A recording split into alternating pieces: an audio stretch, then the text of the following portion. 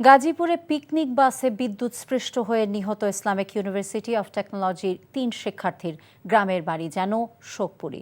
পরিবারের সাথে গ্রামবাসীও শোকাহত মর্মান্তিক এই মৃত্যুতে। মৃত্যু না, একে হত্যাকাণ্ড বলে সুষ্ঠু তদন্ত করে বিচারের দাবি করেছে নিহতের পরিবার। এদিকে ৩ শিক্ষার্থীর মৃত্যুর ঘটনায় গাজীপুর পল্লী বিদ্যুৎ কর্তৃপক্ষ পৃথক তদন্ত কমিটি গঠন করেছে। তবে এই ঘটনায় কোনো মামলা হয়নি। বিস্তারিত জীবন আহমেদের ডেস্ক রিপোর্টে।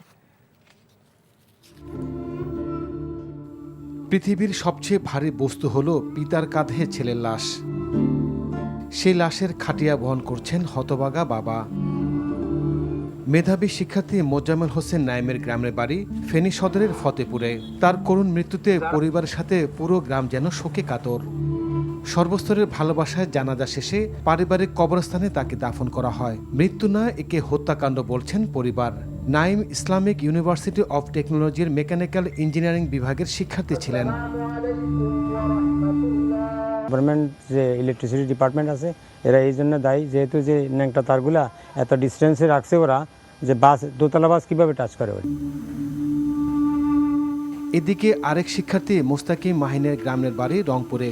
ব্যাংক কর্মকর্তা বাবা ইমতিয়াজ চেয়েছিলেন লেখাপড়া শেষে উচ্চশিক্ষার জন্য দেশের বাইরে পাঠাবেন ছেলেকে। গেল ঠিকই, তবে না ফেরার দেশে, যেখান থেকে আর কেউ ফিরে আসে না। ভোররাতে তার মরদেহ গ্রামের বাড়িতে আসার পর সন্তানের লাশ দেখে কান্নায় ভেঙে পড়ে পরিবার। বিশ্ববিদ্যালয়ের ক্যারিয়ার অ্যান্ড বিজনেস সোসাইটির বিভাগের শেষ বর্ষের শিক্ষার্থী ছিলেন মাহিন। এই যে একটা তার এত নিচ দিয়ে গেছে, এখানে ডাবল ডেকার বাস গেল, এটা কি মানে এটা অবিশ্বাস্য একটা ব্যাপার।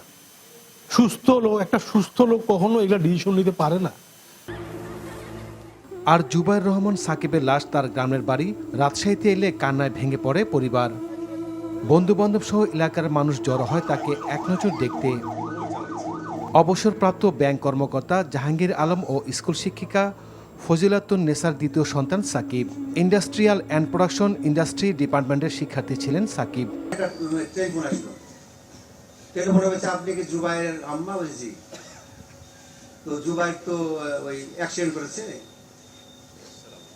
আপনি তো বলছে তুমি কে বলছো বাবা? তো বলছে না আমি টিচার।